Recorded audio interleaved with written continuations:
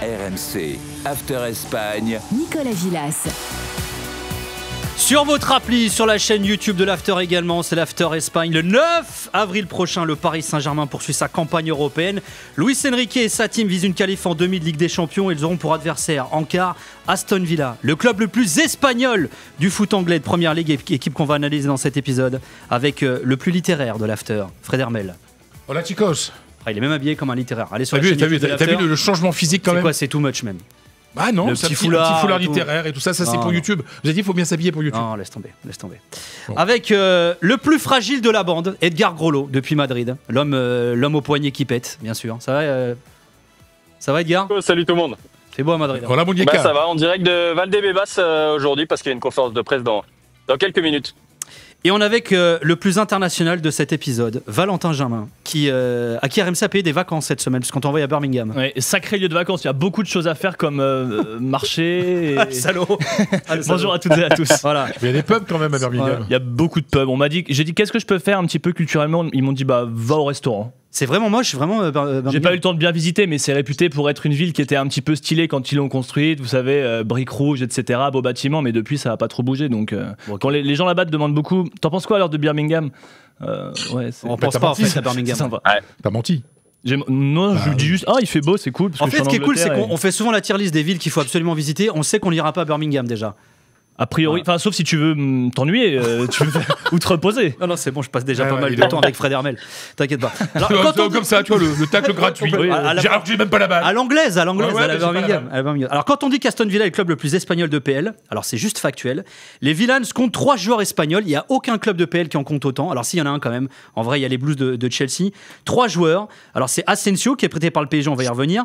Pau Torres, Andrés Garcia, les 3 joueurs. Voilà, l'autre club anglais qui en a le plus, c'est Bournemouth qui a 2 joueurs espagnols également.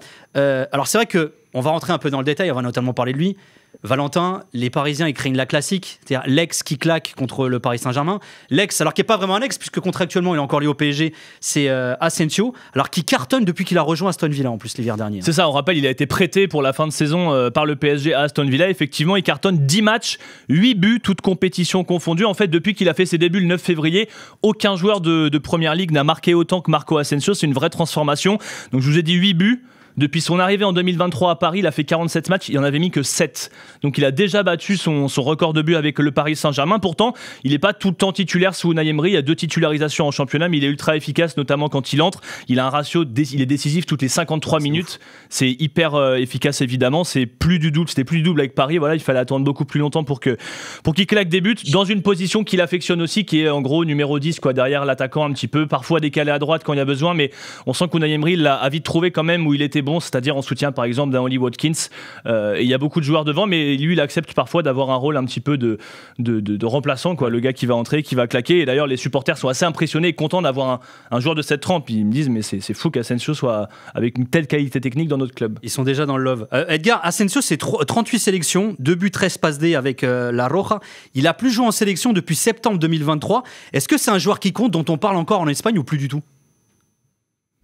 Oui, complètement. D'ailleurs, ses performances avec Aston Villa suscitent beaucoup d'intérêt ici. Il y a énormément d'articles de vidéos qui sont publiés à chacun de ces matchs parce que c'est quand même mine de rien, un joueur qui a marqué notamment les supporters du Real parce qu'il a gagné 3 Ligues des Champions, mais aussi parce que c'est un joueur qui est agréable à voir jouer, qui est très bon, qui a marqué vraiment des très très beaux buts qui restent en mémoire, notamment des très belles frappes. Donc c'est un joueur qu'on continue vraiment de suivre ici. Et comme tu l'as dit, c'est quand même un international espagnol et c'est pas impossible de le revoir un jour avec la Roja, un jour s'il continue de performer comme ça avec Aston Villa.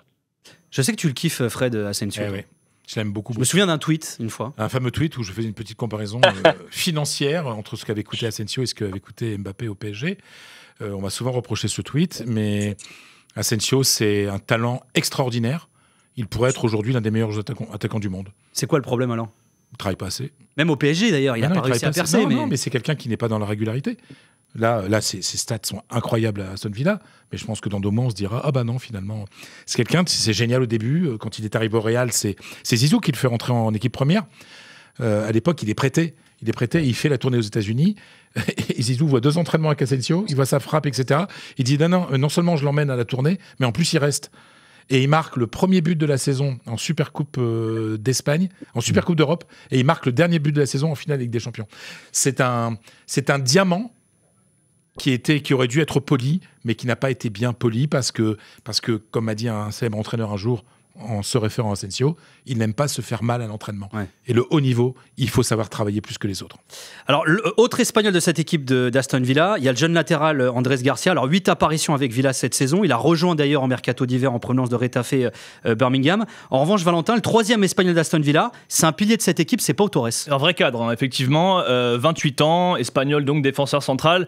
Fred doit bien le connaître. 24 sélections quand même avec la Roja. Arrivé en 2023 de Villarreal, il a coûté 33 millions d'euros. C'est le défenseur le plus cher de l'histoire du club. Et pourquoi il est arrivé? Parce qu'Unai Emery le voulait. C'est là où on en parlera, mais on voit le poids quand même d'Unai Emery qui voulait rapatrier Pau Torres. Lui voulait également rejoindre son ancien coach et donc il est arrivé en 2023. Il a été blessé cette saison. Il a raté quasiment 2 mois. Fracture au métatarse, donc blessure au pied assez embêtante. Mais il a quand même 26 matchs, toutes compétitions confondues. Malgré tout, c'est le 8e joueur avec le plus de minutes cette saison. Donc même en manquant 2 mois, il est largement dans le top 10. Effectivement, un cadre international sur lequel on s'appuie beaucoup du côté d'Aston Villa. Et d'ailleurs, Valentin le disait, Edgar, mais Pau Torres, il est né, formé à Villarreal, c'est là-bas qu'Unai d'ailleurs l'avait déjà connu, et c'est l'un des joueurs les plus importants dans la carrière même d'Unai Emery en tant qu'entraîneur.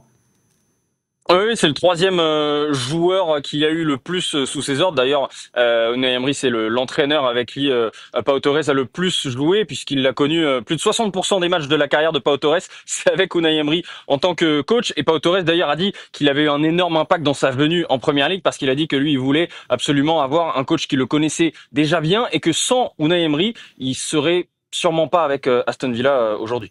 Alors c'est vrai que la Roja, version Luis de la Fuente en défense centrale, c'est Laporte, le Normand, Dani Vivian, Cubarsí, Nigo Martinez, mais c'est aussi Pau Torres, hein, Fredo. Oui, bien sûr, même s'il n'a pas le protagonisme, même si c'est pas, quand tu penses à 11 de la Roja, tu t'imagines pas tout de suite Pau Torres en défense centrale. Et c'est vrai que il y a la nouvelle génération qui est là.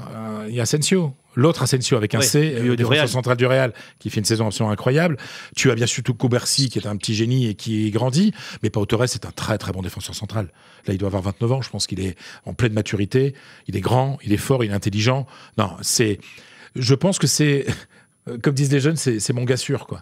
Tu vois, pour un entraîneur, tu sais que si tu n'as pas Pau Torres dans ton équipe, c'est fiable. C'est fiable. C'est-à-dire que c'est pas un mec en dents de scie, quoi. Alors juste, Axel Benchina, notre producteur, me précise, ça fait 10 ans qu'on dit plus ça. C'est mon gars sûr. Oui, mais non, pour un mec qui est en 70, tu vois, ça reste très moderne. C'est vrai, bravo. Voilà. Alors, ce Aston Villa qui a l'accent espagnol, c'est aussi surtout celui d'Unai Emery. Unai qui défie Luis Enrique. On va avoir 2 des 3 entraîneurs espagnols qualifiés en ces quarts de finale de Ligue des Champions. Il y a Arteta qui est avec Arsenal aussi. Et Edgar, tu as demandé à des supporters espagnols s'ils étaient plus team Unai ou Luis Enrique. Voilà les réponses. Para mí, Luis Enrique. Unai Emery. Yo creo que Luis Enrique. Para mí, Luis Enrique. ¿Me puedo basar en el mundial que hizo Luis Enrique? Para mí, sin duda, Luis Enrique. Alors, je t'avoue, Edgar, moi, quand j'ai vu le résultat du micro-trot, j'étais hyper étonné. Je rappelle que tu es basé à Madrid, que Luis Enrique, en tant que joueur, il avait quitté le Real pour le Barça et qu'il est détesté depuis. Sois honnête, tu avais fait un autre micro-trot aux abords du Bernabéu et les réponses étaient différentes quand même. Alors, j'avais commencé à parler à quelques Madrilènes aux abords du Bernabéu et j'ai senti que quand on parle à des vrais Madridistas, il n'y a plus vraiment d'objectivité sur les deux entraîneurs parce que il y a évidemment beaucoup de mauvais souvenirs avec Luis Enrique. En tout cas, c'est pas un entraîneur qu'ils apprécient et donc j'avais beaucoup de réponses. Unai Emery sans vraiment de justification. Mais par contre, là où c'est vrai, c'est qu'il y a énormément de monde en Espagne qui estime qu'Unai Emery est un meilleur coach que Luis Enrique pour une raison, c'est qu'il a fait des grandes choses avec des équipes peut-être inférieure à celle de Luis Enrique et globalement c'est un argument qui sert dans les deux sens. Il y en a qui disent oui, Luis Enrique a fait des grandes choses mais avec des meilleures équipes donc c'est un meilleur coach, ou il y en a d'autres qui se servent justement du fait que Luis Enrique a eu des meilleures équipes pour mettre Unai Emery au-dessus. En tout cas, ce sont deux entraîneurs qui sont énormément appréciés et mine de rien, ceux qu'on a vus dans le petit extrait, ce sont pour la plupart des supporters madrilènes qui estiment beaucoup Luis Enrique malgré tout. C'est peut-être générationnel aussi, non, Fredo? Là, on avait surtout des jeunes. Peut-être que cette histoire de Luis Enrique qui quitte le Real pour le Barça, ça leur parle moins, non? Oui, c'est évident. Moi, j'ai vécu des matchs à Bernabéu où le public insultait Luis Enrique. Je vais pas le dire, c'est pas très beau, mais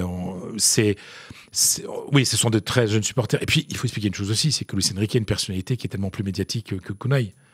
Moi, j'adore Unai Emery. Hein. Ouais. J'ai moins de En même temps, t'as entraîné le Barça, t'as entraîné la sélection nationale. Voilà, mais c'est pour ça. Il a sa chaîne Twitch, on le rappelle aussi. Mais non, mais c'est ça, parce que il a entraîné, il a la Ligue des Champions quand même. Hein, c'est pas rien. Même si Unai, il a quand même gagné pas mal de choses dans sa carrière. Mais Luis Enrique, comme c'est quelqu'un au centre de la polémique tout le temps, et qui aime créer ça, c'est une personnalité que l'on voit beaucoup plus. Ouais. Donc automatiquement, quand on va vous poser la question, même si vous n'êtes pas fan de l'entraîneur et du joueur qu'il a été, eh ben le nom dit plus quelque chose d'entrée, quoi. Alors niveau palmarès, hein, Unai c'est 3C3, Luis Enrique une Ligue des Champions avec le Barça. On l'avait déjà souligné dans l'épisode d'ailleurs qu'on avait fait dans ce After Espagne sur les entraîneurs espagnols qualifiés en quart de finale de Ligue des Champions. Unai Emery a dirigé plus de rencontres de Ligue des Champions que Luis Enrique. Sa meilleure perf, ça reste une demi avec Villarreal, c'était pas avec un autre club. Toi, t'es plutôt team quoi d'ailleurs, Valentin? Plutôt team Luis Enrique ou Unai? Pour être très honnête, pas vu assez de matchs, je pense, d'Unai Emery parce que je regarde moins le championnat espagnol, Séville, Villarreal, et j'aime beaucoup le style de Luis Enrique. C'est plus un style qui me parle de possession, même si c'est parfois très dogmatique, mais dans le style de jeu, j'aime bien Luis Enrique. Et dans la communication, en revanche, je préfère largement Unai Emery, qui est beaucoup plus dans l'explication. À Villa, on me racontait qu'il avait convoqué les journalistes pour leur dire, voilà, on va jouer comme ça va se passer comme ça, on va prendre des buts.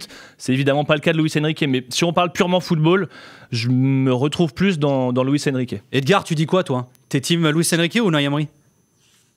Alors, pareil sur la communication, mais je pense que dans le jeu, aujourd'hui, quand on voit le jeu qui est proposé par le PSG, sincèrement, moi, j'ai rarement vu une équipe évoluer à ce niveau. Alors, évidemment, on retiendra cette équipe que si elle gagne des grands titres à la fin. Mais sincèrement, quand on voit le niveau de jeu affiché par le Paris Saint-Germain et le plaisir qu'on prend à regarder cette équipe, c'est difficile aujourd'hui de dire Unai Emery plutôt que Luis Enrique.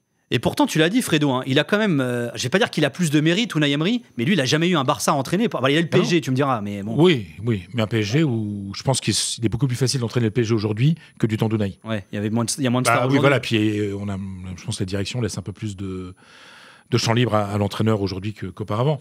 Non, mais je pense que Unai, il est plus sympa, il va moins provoquer de polémiques, etc. Donc, en général, Luis Enrique, c'est comme Mourinho. Même quand on l'aime pas, on pense à lui tout le temps parce qu'on aime bien les grandes gueules en Espagne. Et donc, on va mettre plus en valeur quelqu'un qui va plus apparaître par rapport à quelqu'un Unai Emery, qui va être peut-être plus dans l'explication, qui va plus rechercher l'intelligence des gens plutôt que l'émotion. Voilà, et il est desservi par ça. Après, moi, je préfère largement... Moi, je trouve qu'il y a de l'émotion chez Luis Enrique. Moi, je suis pas d'accord avec vous là-dessus, moi. L'aspect com, ok, il a peut-être un côté provoque parfois, mais je trouve qu'il est beaucoup dans l'émotion, moi, justement, Luis Enrique. Hein. C'est plus qu'il explique pas, en fait. Ouais.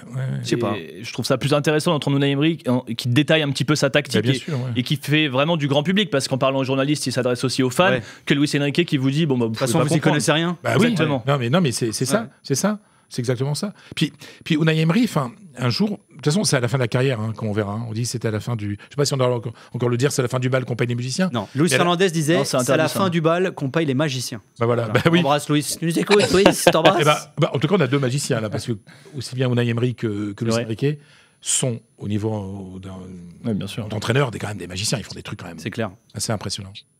Alors RMC t'a envoyé à Birmingham, Valentin Vénard, à l'approche de ce quart de finale de Ligue des Champions entre le PSG et Aston Villa, et tu as rencontré plusieurs spécialistes, historiens d'Aston Villa, dont Colin Abbott, qui est dithyrambique à l'égard d'Unai Emery.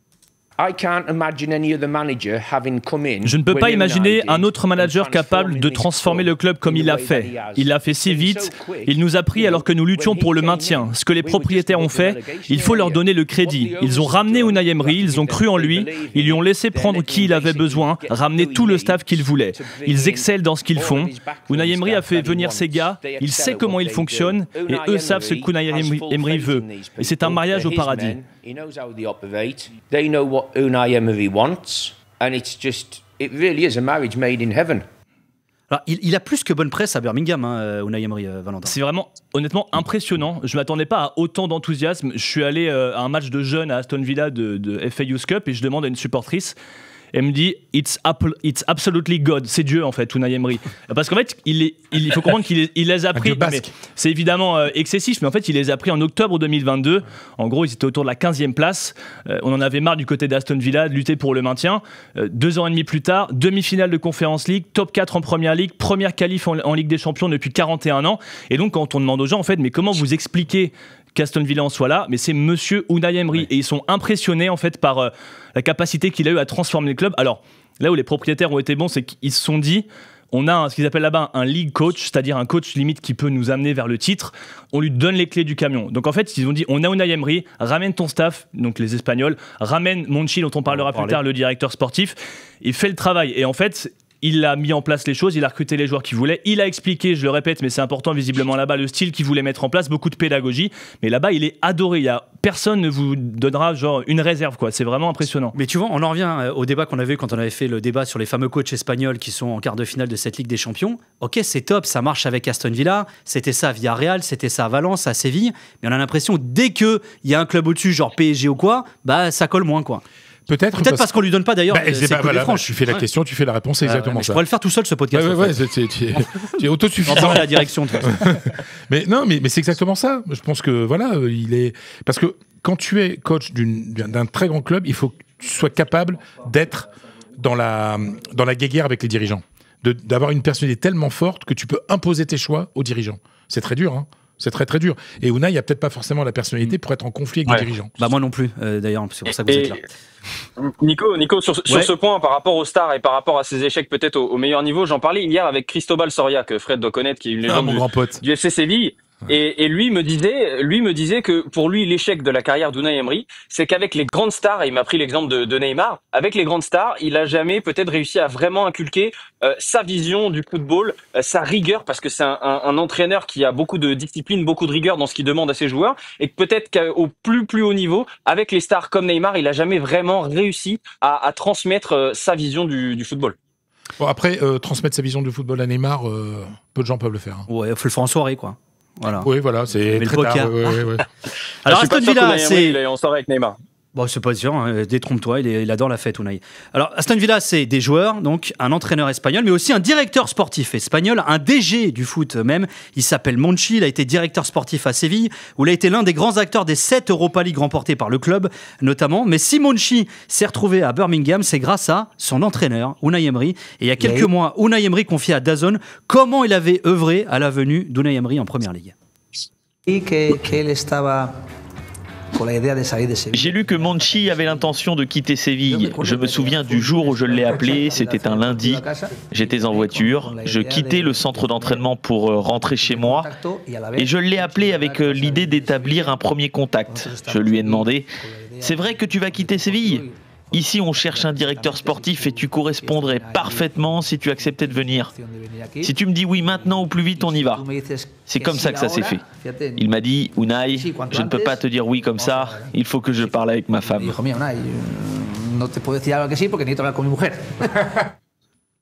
Alors, ça rejoint ce que tu disais il y a quelques instants, Valentin, mais c'est ouf de se dire que c'est le manager, l'entraîneur d'Aston Villa qui a recruté le directeur sportif. En fait, quand tu disais on lui a donné les clés du camion, c'est exactement ça. En fait, j'ai vraiment l'impression que quand Unai Emery a dit oui, ils se sont dit mais oula, on a Unai Emery, celui qui est passé par Paris, celui qui est passé par Arsenal, celui qui a gagné 3-4 Ligue Europa, 3 avec Séville, 1 avec Villarreal. On a ce coach-là. Et donc, c'est là où vraiment ils se sont dit, il faut que ce soit lui au cœur du projet. Mais c'est vrai que c'est quand même assez rare que des propriétaires qui disent, OK, let's go, make it happen. On m'a dit, make it happen, quoi, fais-le. Maintenant, fais-le. C'est fou, non, Fredo? Bah oui, c'est dingue, mais ça montre bien qu'il y a. Bah après, déjà en Angleterre, l'entraîneur il est manager, donc il a déjà un peu plus de pouvoir que dans d'autres pays. Alors Monchi, mais il est très fort. Bah, il s'appelle pas Monchi, hein, vous savez, c'est Ramon Rodriguez. Ouais. Et Monchi, c'est son surnom, mais personne ne connaît son nom de famille. Ça ressemble pas du tout. Non, mais c'est. Voilà. Tu sais pourquoi on l'appelle Monchi d'ailleurs? Non, moi non plus. Bah non, voilà. On a pas bossé. Non, mais c'est intéressant. Après, Monchi, c'est un mec qui se fait connaître à Séville, génie absolu.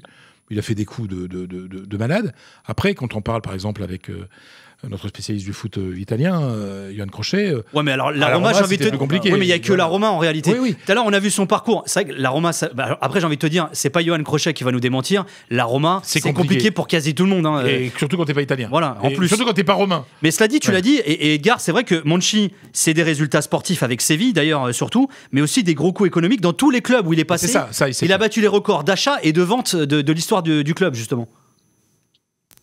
Oui, Ouais, c'est ça, notamment sur les achats côté Séville, par exemple, il a signé Koundé, il a signé Ronny Lopez, qui étaient les deux achats les plus importants. À la Roma, c'était Patrick Schick. Aston Villa, il vient à peine d'arriver, qu'il a les 3 transferts les plus chers de l'histoire avec Onana, Diaby et Madsen. Et même côté vente, et parfois même de l'achat-revente, Koundé, c'est la plus grande vente côté sévillan, alors que c'est lui qui l'avait recruté. Côté Roma, c'est lui qui est responsable de la vente d'Alisson, de Salah, de Nainggolan. Et puis côté Aston Villa, à part Grealish, il n'y a pas eu de transfert plus cher dans l'histoire du club que Duran et que Diaby. Donc c'est vrai que c'est aussi quelqu'un qui dépense beaucoup et qui vend aussi très très bien les joueurs de ces clubs. Mais alors du coup, Valentin, est-ce que finalement Monchi il est pas un peu dans l'ombre d'Unai Emery? C'est pas la première personne effectivement de laquelle on parle, parce que Unai Emery est vraiment dans la lumière et il est un peu considéré comme l'architecte de la réussite de Villa. Néanmoins, on comprend quand même, les supporters, les fans, les journalistes, que c'est quand même un duo. Et que si on en est là aujourd'hui, c'est parce qu'il y a Asensio, c'est parce qu'il y a Rashford, c'est parce qu'il y a Malen, c'est parce qu'il y a Barkley, Andrés Garcia. Voilà, que des joueurs qui sont arrivés depuis que Monchi a signé en 2023. Effectivement, c'est pas le plus exposé, c'est pas celui qu'on voit en conférence de presse, c'est pas celui qui parle, mais on a quand même la compréhension et l'intelligence là-bas de se dire que ça fonctionne à deux et que Monchi a quand même une grande part, il a une bonne réputation et surtout il a fait des gros coups. Ilgard parlait des arrivées et des sorties et c'est vrai que la balance elle est quasi positive alors que tu as fait des gros coups. Ouais. Et il a failli signer au PSG, Monchi. Alors justement, c'est la question que j'allais te poser. Et c'est un peu comme Unai finalement. Bah oui. Sauf que lui, il a jamais eu sa chance dans un très gros club. Et comment tu l'expliques ça? En plus, j'en avais parlé avec Monchi une fois. Oui. Une fois en zone mixte, en zone d'interview après un match, on a discuté un petit peu. Et tu sens qu'il disait pas non au PSG. Hein. Ça l'intéressait beaucoup. C'est-à-dire que tu arrives, tu as un club qui a beaucoup d'argent. Toi qui as toujours dû faire des comptes, etc. Là, on te donne beaucoup d'argent pour recruter. Il était très intéressé. Ça s'est pas fait. C'est peut-être une erreur de la part du PSG parce que c'était un. Il est génial. Et surtout, ce côté dans l'ombre est très très bien. Parce qu'il ne faut pas qu'un directeur sportif soit plus important que les protagonistes. Ouais. C'est-à-dire plus important que l'entraîneur, que le président, que les joueurs, quoi. Et c'est parce qu'après, quand tu es une star et que tu es directeur sportif, on te fait payer ça aussi. Tu vois, ça coûte plus cher. Donc lui, il travaille dans l'ombre. Alors ça, c'est un truc un peu rigolo aussi. On vous dit Aston Villa, c'est le club le plus espagnol de Première Ligue, qui est donc l'adversaire du PSG. Alors ça l'est aussi parce que comme beaucoup de clubs espagnols, c'est un club royal. Alors il pourrait s'appeler le Real Birmingham ou The Royal, je sais pas comment on dit d'ailleurs à Birmingham. Mais l'accent est bien. Yeah, of course, I speak English. Yeah, I can speak, you know. En plus, t'as l'accent du Nord. Hein. T'as l'accent Birmingham, ouvrier du Nord. Ouais. Limite Liverpool. Pas mal. Alors c'est quand même le club du Prince William. Ouais. C'est la grande histoire. On a vu des images en Ligue des Champions, il est dans sa loge, il exulte quand Aston Villa marque, c'est vrai. On se demande pourquoi pas un club de Londres ou un des plus grands clubs anglais. Alors, il a expliqué à différents journaux, tabloïds, il avait parlé au Sun en disant notamment, en fait, il était allé voir un match de coupe contre Bolton une fois et il avait bien aimé Aston Villa et en fait, comme ses camarades à l'école aimaient United, Chelsea, Liverpool, les gros clubs, il voulait un petit peu se différencier. Donc, il s'est mis un petit peu à suivre Aston Villa, mais globalement de loin au début, puis ils descendent en 2015-2016 et là il dit je sais pas pourquoi ça m'a un petit peu rapproché de ce club. Il a commencé à plus les suivre à ce moment-là et derrière il a continué et voilà, il va avec le fiston, il va en loge, des fois il fait même quelques déplacements vraisemblablement dans les stades, mais c'est un vrai fan d'Aston Villa. Et d'ailleurs il a même dit un truc drôle, il a dit je veux pas que mes enfants soient tous supporters d'Aston Villa, c'est-à-dire il veut qu'il y ait une espèce de divers. Mais tu sais que je pense que dans son esprit il doit se dire on est la famille royale, on représente tous les Anglais, faut pas qu'on représente un seul club. Je sais de quoi tu vas me parler toi. Charles est pour Burnley, apparemment. Ah ouais, en Espagne. Ça m'étonne pas du tout. Ouais. Mais ça lui va bien. Mais oui, à quoi je vais te parler ? Oui, parce que le roi Juan Carlos, qui est plus le roi, qui est le roi émérite, ne disait pas de quel club il était du Real, mais il ne le disait pas pour une question de cohésion nationale. Mais le fils, il est devenu supporter de l'Atlético. Voilà. Et on lui a conseillé de le faire. C'est-à-dire que oui, alors il aime beaucoup l'Atlético, il est le roi aujourd'hui, Philippe VI, donc Philippe VI, qui lui supporter de l'Atlético, qui a été président d'honneur des cérémonies du centenaire de l'Atlético. Mais c'est vrai que politiquement, c'est bien aussi d'avoir un autre membre de la famille royale qui soit pas forcément supporter du Real. C'est fou, quoi. Il a même expliqué, le prince William, que des fois il va sur des forums avec un pseudo pour pas se faire reconnaître, pour un petit peu voir ce qui se dit sur Aston Villa. C'est un vrai fan. Et attends, il a même fait un truc qui est génial, il a contacté le club pour dire je veux que vous organisiez une rencontre avec des supporters. Il leur a payé une tournée dans un pub avant un match, etc. C'est ouf, en fait, il est vraiment à fond dedans, quoi. Pour moi, toute la sécurité qui était autour, c'était un peu bizarre et lui il payait des fers à tout le monde au bar. Ça c'est pas Edgar Groslo qui ferait ça, c'est un crevard. Exactement. Merci beaucoup, merci Edgar. Bonne conf de presse à toi, Edgar. Sur ce, dis bonjour à Carlo de ma part. Merci beaucoup Fred Hermel. Merci, Merci, Valentin Jamin. Avec grand plaisir. Tu reviens quand tu veux. Ah, j'ai envie de T'as vu, revenir. c'est sympa chez nous. Semaine prochaine. T'as vu la déco et tout, c'est stylé, non? Faut que je trouve un club où il y a plein d'Espagnols, comme ça je reviens. N'importe, vas-y, viens, regarde, on trouvera T'aurais toujours un pu truc éviter pour de que me tu filer la météo de Birmingham quand même à Madrid. Ah, ça, Alors, ça me là aussi, terrifie toujours. moi quand j'y étais, il faisait beau en Espagne. Je sais pas pourquoi. Mais non, mais depuis que tu y es plus, tu fous le camp. C'est Ah, terrible. mais- Tu peux même pas envoyer les. Enfin bref, on l'en Ah là là, un moment, monsieur. Non, mais attends, Il n'y a plus de saison, il n'y a plus de saison. Arrête, ils mettent des merguez dans le couscous, enfin n'importe quoi. Allez, on se retrouve. On remercie les équipes Ciao. techniques et éditoriales. Bisous, prenez soin de vous. RMC After Espagne.